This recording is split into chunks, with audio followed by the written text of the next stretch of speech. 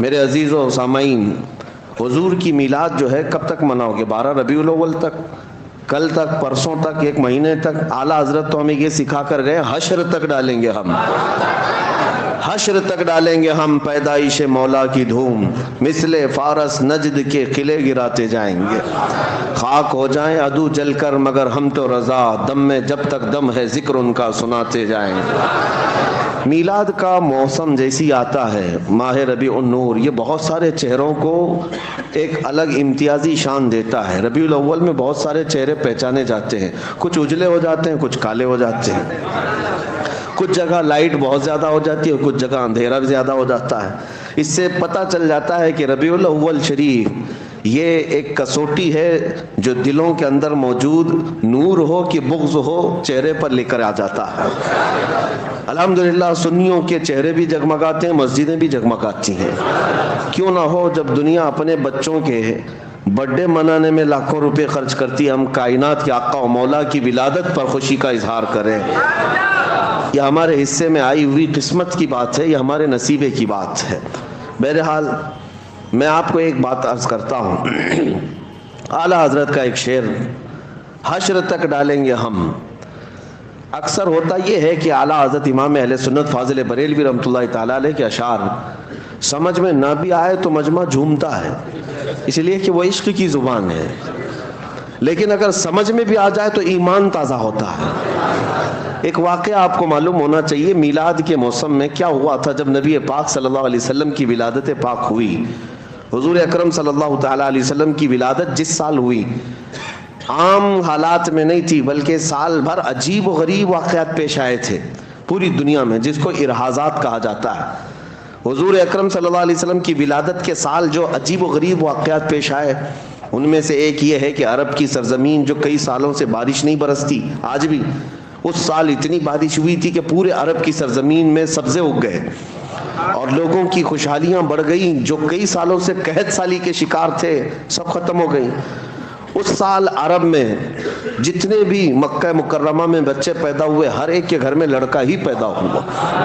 یہ عجیب و غریب چیزیں تھیں، ارحاسات اس کو کہتے ہیں۔ اور ایران میں ملک فارس میں ایک ندی ہے جس کو بحر ساوا کہتے ہیں، بحیرہ ساوا، یہ اچانک خشک ہو گئی ندی، بہتی ہوئی ندی اچانک راتوں رات خشک ہو گئی، سوکھ گئی۔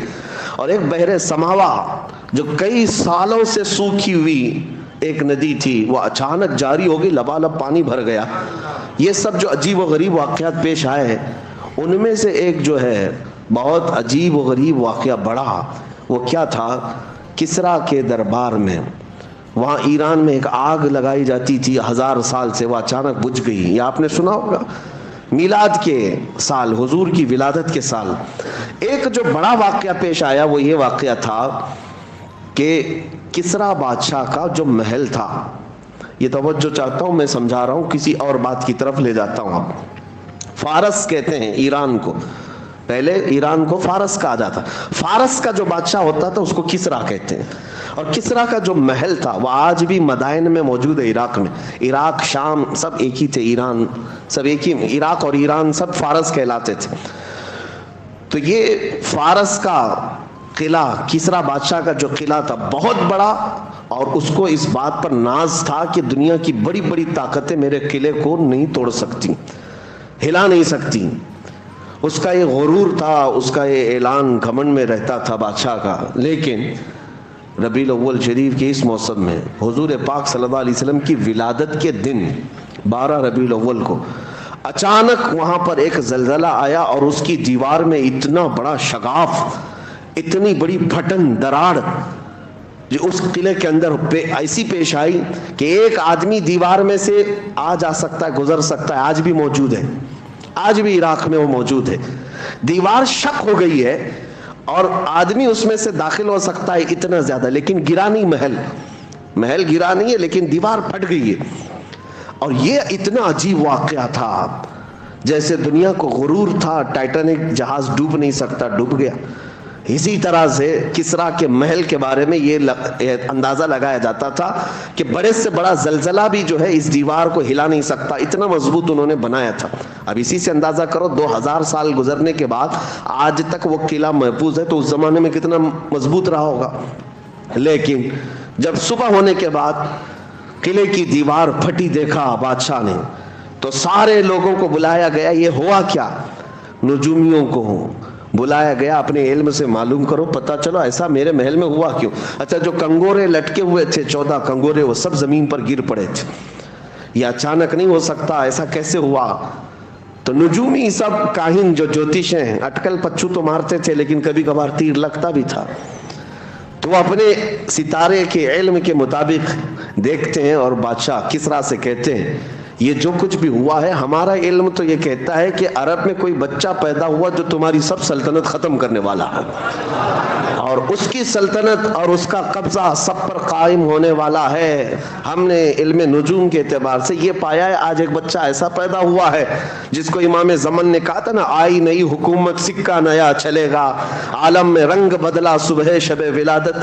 اب یہ کیا ہوا, یہ ذہن میں واقعہ رکھو. کس کے قلعے کے اندر دراڑ آئی؟ فارس کا قلعہ. فارس کا قلعہ کب آئی, کب ہلی دیوار؟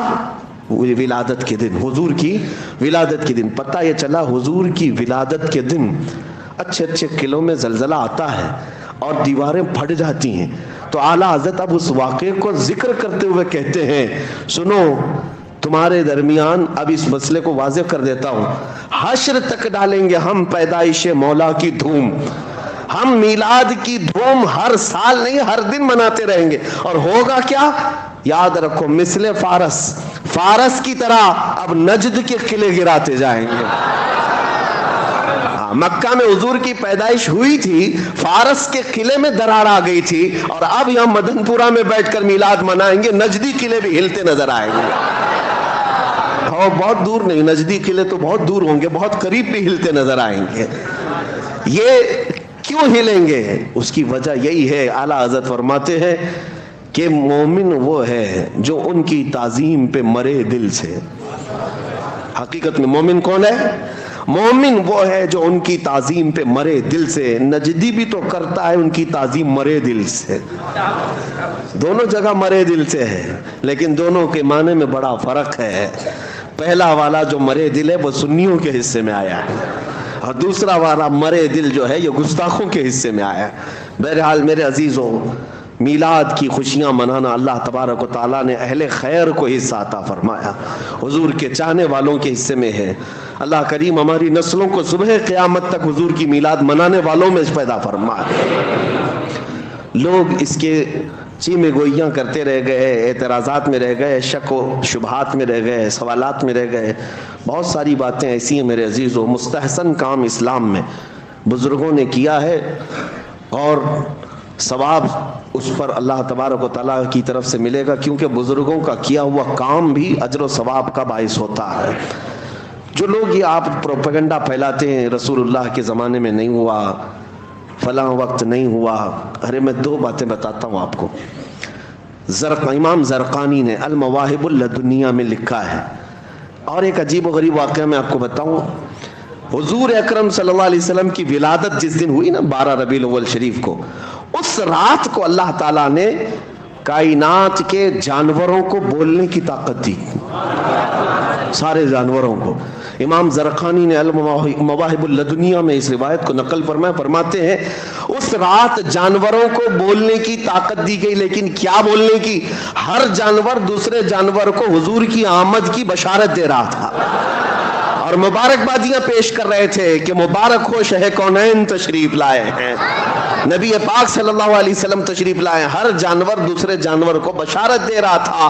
امام زرقانی نے کتاب میں لکھا ہے, میں یہی محسوس کرتا ہوں وہ کتنے خوش نصیب 4 پیر کے جانور تھے جو حضور کی آمد پر مبارکبادی دے رہے تھے. ان غلیظ 2 پیروں کے جانوروں سے تو بہتر ہے جو حضور کی میلاد پر شرک کے فتوے لگاتے. حضور اکرم صلی اللہ علیہ وسلم کی آمد پر ناک بھون سکیڑتے ہیں, ان سے بہتر تو وہ 4 پیر کے جانور تھے جو آمد مصطفیٰ پر خوشیاں منا رہے تھے. اب جو سوال ہے وہ میں آپ کے ذہن سے اس کو دور کرتا ہوں, پھر میں اپنے موضوع پر آتا ہوں. میلاد کی محفل ہے جو پروپیگنڈا پھیلایا جاتا ہے. مکہ میں حضور پیدا ہوئے, نبی پاک صلی اللہ علیہ وسلم مکہ میں پیدا ہوئے, سب کو پتہ ہے نا. کچھ لوگ کہتے ہیں کہ حضور کی پیدائش کی خوشیاں تو مکہ میں منائی نہیں گئی تھی, 1400 سال کے بعد اب سب صرف بریلوی منانے لگ گئے. बरेलवी मनाने लगे। हुजूर जब पैदा हुए थे तब तो खुशियां कोई मनाया नहीं था। उन जालिमों से इतना ही पूछो, हुजूर जब पैदा हुए थे तो ईमान वाले वहां थे कि काफिर थे? मक्का में कौन लोग थे? हुजूर पाक सल्लल्लाहु अलैहि वसल्लम की विलादत के वक्त या तो उनकी माँ हजरत आमिना वो अहले ईमान में से हैं, या आपके दादा हजरत अब्दुल मुत्तलिब। बाकी सब कौन थे? वो लोग तो नहीं मनाएंगे जो कुफ्फार और मुशरिकीन थे, वहां पर बुत परस्ती के शिकार थे। और अगर इनको ये लगता है कि मक्का वाले नहीं बनाए थे और अगर इनका ताल्लुक भी उन्हीं की ज़ुर्रियत से है तो हमें सवाल और जवाब करने की ज़रूरत भी नहीं। आपका ताल्लुक, आपका ख़ानदान आपको मुबारक। मक्का वाले नहीं मनाए थे, सच कहते हो आप, नहीं मनाए थे। इसलिए नहीं मनाए थे कि काफिर थे, मुशरिकीन थे, इसलिए नहीं मनाए। हाँ, हम बताते हैं मनाया कौन था। हुजूर अकरम सल्लल्लाहु ताला अलैहि वसल्लम की विलादत की खुशियां, ये कहते हैं ना कि मक्का वाले नहीं मनाए थे, लेकिन 53 साल हुजूर ने मक्का में जिंदगी गुजारी। 53 साल के बाद जब हुजूर हिजरत करके मदीने आ रहे थे, मेरे आका सल्लल्लाहु अलैहि वसल्लम की हिजरत की वो तारीख याद करो। अल्लाह के नबी सल्लल्लाहु अलैहि वसल्लम आम हालतों में मदीने में दाखिल नहीं हुए। मदीने वाले मुसलसल 9 दिन से मेरे आका के इंतजार में पूरा दिन गुजारते थे। मदीने से निकल आते, सनियतुल वदा की घाटियों पर जमा होकर के टकटकी बांध कर देखते थे कि रसूलुल्लाह मक्का से निकल चुके हैं, मदीने कब आने वाले हैं, कब आने वाले हैं। शाम तक इंतजार करते अपने घरों पर जाते थे। जब हुजूर अकरम सल्लल्लाहु अलैहि वसल्लम हज़रत अबू बकर सिद्दीक के साथ मदीने तैयबा में दाखिल होने का वक्त आया, पूरे मदीने वालों में जो खुशियों की लहर थी, बुखारी शरीफ में भी मौजूद है, मुस्लिम शरीफ में भी मौजूद है। बनु नज्जार वहाँ का मशहूर खानदान है मदीने का, वहां की बच्चियां अपने हाथों में दफ लेकर के आ गईं, गुलाम हबशी भी नीचे आ गए, जवान मर्द भी उतर आए, औरतें अपने घरों की छत पर थी। और सबों ने जब आफताब रिसालत को चमकते हुए देखा, पुकार कर कहा तलाल बद्रु अलैना मिन सनियातिल वदाई वजब शुक्र अलैना मा दआ लिल्लाहि दाई। वो बच्चियां गुनगुनाती थी जिसको बुखारी ने नकल किया है, ये कहती थी सनियतुल वदा की घाटियों से 14वीं का चांद हम पर तुलू हो गया है। उनके आने पर हम पर अल्लाह का शुक्र वाजिब हो गया है कि अल्लाह की तरफ बुलाने वाला रसूल अब हमारे शहर में आया है। ये खुशियां मनाई थी, हुजूर की विलादत की खुशियां मक्का वाले नहीं मनाए थे, ये तो इनको याद है। लेकिन हुजूर के मदीने में दाखिल होने के वक्त मदीने वाले जो खुशियां मनाए थे, ये क्यों नहीं याद है? तुम्हें मुबारक हो अबू जहल, अबू लहब, उतबा और शैबा का खुशियां ना मनाना, और सुन्नियों की किस्मत में बनु नज्जार की वो बच्चियां आई हैं। और अल्हम्दुलिल्लाह आज हम मिलाद की खुशियां मनाते हैं तो अहले मदीना के नक्शे कदम पर चलते हैं, मदीने वालों की इक्तिदा करते हैं। अल्हम्दुलिल्लाह मदीने वाले हुजूर अकरम सल्लल्लाहु अलैहि वसल्लम की आमद पर खुशियों का इजहार किए थे, और आज हम उन्हीं के नक्शे कदम पर जब जब महफिलें सजाते हैं, मेरे आका के इस्तकबाल में खड़े भी होते हैं, सलाम भी पेश करते हैं। ये मदीने वालों का तरीका। अल्लाह तबारक व तआला हमें हमेशा मदीने वालों का ईमान अता फरमाए। अब चलते चलते ये बात भी क्लियर कर दूं, क्योंकि हर बात रिकॉर्ड होती है, कई लोगों तक पहुंचती है, कई लोगों को कुड़ती भी है, तो थोड़ी और कुड़ा के ही जाए कि जो कहते हो कि मक्का वाले नहीं मनाए थे, नहीं, तुम्हें पता नहीं, तुम्हारे बाप दादे भी मनाए थे। अबू लहब ने खुशी मनाई थी, ये बुखारी शरीफ में मौजूद है। हजरत अब्बास रदी अल्लाह ताला अन्हु हुजूर के चचा हैं, अबू लहब के छोटे भाई, सगे चचा हैं। अबू लहब के मरने के बाद हजरत अब्बास रदी अल्लाह ताला अन्हु ने उसको ख्वाब में देखा। गुस्ताख था, हुजूर को तकलीफ देता था, अजियत देता था, लेकिन बाद में ना, हुजूर की पैदाइश के वक्त तो दुश्मन नहीं था। हजरत अब्बास कहते मैंने अपने भाई को कब मरने के बाद देखा ख्वाब में, बुखारी की हदीस है। पूछा क्या हाल है तेरा? अबू लहब कहता रोज अंगारों में जलता हूं, रोज अंगारों में जलता हूं, लेकिन पीर का दिन आता है तो मेरी शहादत की उंगली को ठंडा कर दिया जाता है, मैं मुंह में उसको रखता हूं, चूसता हूं तो ठंडक महसूस होती। अब्बास, हजरत अब्बास ने पूछा ऐसा क्यों पीर के दिन? अबू लहब कहता है इसलिए कि पीर के दिन मेरे भतीजे मोहम्मद पैदा हुए थे, और मेरी लौंडी, मेरी कनीज सुवैबा आकर मुझे खबर देती है कि तुम्हारे मरहूम भाई अब्दुल्ला के घर में बेटा पैदा हुआ। मुझे उस दिन खुशी थी, दिली खुशी थी। मैंने इस उंगली से उसको कहा जा आज तू आजाद है। मैंने अपनी कनीज को इस उंगली से आजाद किया था, उसका सिला मुझे कब्र में आज भी दिया जाता है। कहते हैं ना मीलाद की खुशी नहीं मनाए, बाप दादे मनाए हैं, तुमने पढ़ा नहीं है। पढ़ा नहीं है। काफिर और मुशरिक अगर हुजूर की आमद की खुशी पर लौंडी आजाद किया, उसे कब्र में सुकून दिया जा रहा है। अल्लाह का करोड़ा एहसान है कि तुम आशिक रसूल हो, मुस्तफ़ा करीम सल्लल्लाहु अलैहि वसल्लम के चाहने वाले हो। अगर अल्लाह के हबीब सल्लल्लाहु अलैहि वसल्लम की आमद की खुशियों में का इजहार करते हो, यकीनन ये बाइसे सवाब भी है और बाइसे अजर भी है इंशाअल्लाह अज़ीज़। इससे तुम्हारे मरातिब बुलंद होंगे इंशाअल्लाह। नबी पाक सल्लल्लाहु अलैहि वसल्लम की मीलाद मनाना एक और अंदाज से मैं आपको बता दूं, बहुत ज़रूरी भी है, बहुत ज़रूरी है। क्यों जानते हैं आप कि कुछ अकीदा हमारा वाज़ेह होना ज़रूरी है। आप रसूल को क्या समझते हैं? हुजूर पाक सल्लल्लाहु अलैहि वसल्लम के मौजज़ात ऐसे हैं कि कभी कभार हो सकता है कि कोई आदमी हुजूर के मौजज़ात देख करके ये कहना पड़े कि वो खुदा है। जैसे ईसाई गुमराह हो गए ना, ईसा अलैहिस्सलाम को मुर्दे जिंदा करते देखा, मिट्टी के परिंदों को फूंक मारकर उड़ाते देखा, कोढ़ और अंधे लोगों को हाथ रख करके सही करते हुए देखा, तो उनको कह बैठे कि ये ईसा अल्लाह के बेटे हैं। उज़ैर अलैहिस्सलाम को यहूदी कहने लग गए अल्लाह के बेटे हैं। हमारे नबी के मौजज़ात तो ऐसे हैं, सूरज को पलटा दिया है, चांद को टुकड़े कर दिया है, ऐसे अजीब व गरीब है। मूसा अलैहिस्सलाम का लाठी मारकर पत्थर से पानी निकालना तो मौजज़ा है, लेकिन रसूल अरबी सल्लल्लाहु अलैहि वसल्लम तो उंगलियों से पानी जाहिर करते हैं। अरे पत्थरों से पानी का निकलना तो आदत में है, देखा भी जाता है, लेकिन उंगलियों से निकलना, और वो भी पसीने के बराबर नहीं। 550 सहाबा उस पानी से सैराब हुए। ये उंगलियों से पानी का निकलना, ये मौजज़ात, ये सारी चीजें कंकरों को बोलने के काबिल बनाना। नबी पाक सल्लल्लाहु ताला अलैहि वसल्लम के मौजज़ात देखकर फिर कभी कोई गुमराह ना हो जाए और ये ना कह बैठे कि ये भी खुदा है जो जमीन पर उतर पड़े। अजीज़ान गिरामी वक़ार, अब खुदा की सिफत क्या है? हम खुदा को क्या मानते हैं? कुल हुवल्लाहु अहद अल्लाहु समद लम यलिद वलम यूलद वलम यकुल लहू कुफुवन अहद। ये अल्लाह के बारे में जो अकीदा है उसका पूरा खुलासा इस सूरे में है। ऐ महबूब आप फरमा दे वो अल्लाह एक है, अल्लाहु समद, अल्लाह बेनियाज है, किसी का मोहताज नहीं। अब जो बात आती है वो असल बात है, लम यलिद वलम यूलद, वो किसी से पैदा नहीं हुआ और उससे कोई पैदा नहीं हुआ। अल्लाह किसी से पैदा हुआ है? किसी का बेटा है? ना वो किसी का बाप है। वो पैदा किसी से नहीं हुआ और ना उससे कोई पैदा हुआ। ये मेन अकीदा है, लम यलिद वलम यूलद, जो ईसाइयत को भी काट देता है, कुफ्र शिर्क को। हिंदुओं के जो अकीदे हैं वो इससे पैदा हुआ, वो इससे पैदा हुआ, फिर भी भगवान है, फिर भी खुदा है।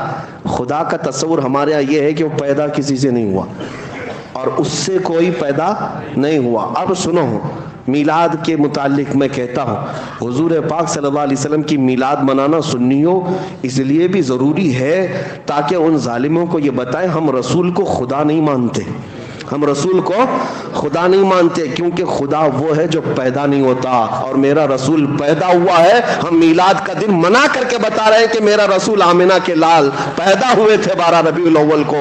और सुन्नियों का अकीदा ये है कि जो पैदा होता है वो खुदा नहीं होता। हाँ, बस साथ में ये अकीदा हमारा जरूर है, मैं मानता हूँ अक्ल वालों मेरा मोहम्मद खुदा नहीं है, मगर दिलों में ये नक्श कर लो कि वो खुदा से जुदा नहीं है। बात समझ आ गई? हुजूर की मीलाद मनाना इसलिए जरूरी है कि हम हुजूर को खुदा नहीं मानते, हम खुदा नहीं मानते, वो अल्लाह के रसूल हैं, अल्लाह के बंदे हैं। और खुदा की, अल्लाह का कभी मीलाद मनाया आपने? किसी से सुना कि अल्लाह का भी मीलाद का दिन? वो किसी दिन पैदा हुआ नहीं, इसीलिए ये शिर्क को खत्म करने वाली चीज मीलाद है और इसको ही ये शिर्क बना बैठे हैं। शिर्क को खत्म करती है मीलाद। अगर मीलाद हुजूर के लिए है तो इसका मतलब है कि अल्लाह पैदा नहीं हुआ और रसूल पैदा हुए, ये समझ करके चले। अब हम आगे बढ़ते हैं, क्योंकि मुझे जो हुक्म दिया गया था, जाहिर सी बात है ये बहुत जिम्मेदार मिंबर है और यहाँ पर सुनने वाले भी अल्हम्दुलिल्लाह जिम्मेदार लोग होते हैं और मैं एक गैर जिम्मेदार आदमी आ जाता हूँ बीच में। लेकिन पाबंद करने के लिए अराकीन आपके इंतज़ामिया और खुद खतीब व इमाम के शायद उनके मशवरों से यह हर आने वाले को मौजू देकर बांध देते हैं ताकि इधर उधर घोड़ा ना दौड़ाए। اور انشاءاللہ العزیز ان کے حکم کی پابندی بھی میں کروں گا. مجھ سے یہ کہا گیا ہے کہ محبت رسول اور اطاعت رسول پر گفتگو کرنی ہے. اس کے علاوہ ہماری زندگی میں ہے کیا؟ حضور پاک صلی اللہ علیہ وسلم کی محبت اور ان کی اطاعت، یہی اصل ایمان ہے. اور جو اب تک کی باتیں میں نے تمہید میں کہا، یہ میلاد کا موسم ہے، ضروری تھا آپ کے درمیان کرنا، اس لیے میں یہ ساری باتیں آپ کے سامنے رکھا تاکہ آپ کے دماغ میں خلیش نہ ہو. کیونکہ یہ موسم ہی ایسا ہے، بہت کیڑے سوشل میڈیا پہ باہر آتے ہیں، بہت آتے ہیں. دیکھنا آپ، بہت ساری چیزیں میلاد کے متعلق، سارے پتہ نہیں ہر سال یہ ان کے پاس فکس موجود رہتا ہے. جیسی ربیع الاول کا چاند نظر آیا، شروع ہو گیا، صحابہ نے نہیں منایا، تابعین نے نہیں منایا، اولیاء نے نہیں منایا. بھولے بھالے سنیوں کو صرف اور صرف یہی ساری باتیں کرنے. ان کو اب تک یہ شرم نہیں آتی کہ ان کی شادیوں کے کروڑوں کے خرچے کون سے صحابہ نے منائے تھے. یہ جس طرح کے اجتماعات اور کانفرنسیں جو کچھ بھی ہوتی ہیں، کون سے صحابہ نے بنایا. اور یہ اب تو حالت یہ ہے کہ قومی وطن یعنی دن منانا ان کے نزدیک تو جائز ہے. یعنی نیشنل ڈے سعودی میں تو بہت دھوم دھام سے منایا جاتا ہے. ان سے پوچھو کون سے صحابی نے نیشنل ڈے بنایا تھا. نیشنل ڈے پر پوری چھٹی، ہر جگہ چراغاں، خوشیاں. حضور کی میلاد پر ہی ساری دلیلوں کی ضرورت. اور اب تو آپ دیکھ رہے ہیں، جب اللہ کے نبی صلی اللہ علیہ وسلم کے نہ ہو سکو تو پھر اللہ تمہیں ہر ذلیل کے قدموں پر ڈال دے گا. حضور کے نہیں ہو سکے تو پھر کہاں ہوگے؟ ہر گھر جھنڈا لگانے پر تو تیار ہیں. میرے مصطفیٰ کے جھنڈے پر اعتراض ہے، اور لوگوں کو راضی کرنے کے لیے کہاں کہاں جھنڈا لگایا، یہاں بھی لگایا، وہاں بھی لگایا، گھر پہ بھی لگایا، پیشانی پہ بھی لگایا. پھر بھی دیکھو بیچاری حکومت تم کو ہی دہشت گرد کہہ رہی ہے. جھنڈے لگاؤ، چار لگاؤ، ملک کے لگایا، اور بی جے پی پارٹی کے بھی جھنڈے لگایا، پھر بھی دہشت گرد تم ہی ہو. تم ان کو راضی نہیں کر سکتے. میں اس جماعت کی بات کر رہا ہوں جو حضور کی میلاد پر شرک و کفر اور بدعت کے فتوے لگائی اور باقی سارے نیتاؤں کے جھنڈے لگا کر گھومتے رہے. لیکن الحمدللہ ہمیں اس بات کا فخر ہے کہ ہم ایرے غیرے جھنڈوں کی طرف نہیں گئے. میرے ملک کے جھنڈے کی توہین نہیں کرتا میں. ہمارے ملک کا جھنڈا ہمارے لیے عزت کا اور فخر کا سبب ہے، لیکن ساتھ میں ہم یہ اعلان ضرور کرتے ہیں، کسی کی جے وجے کیوں پکاریں، کیا غرض ہم کو ہے. کسی کی جے وجے کیوں پکاریں، کیا غرض ہم کو. ہمیں کافی ہے سید اپنا نعرہ یا رسول اللہ.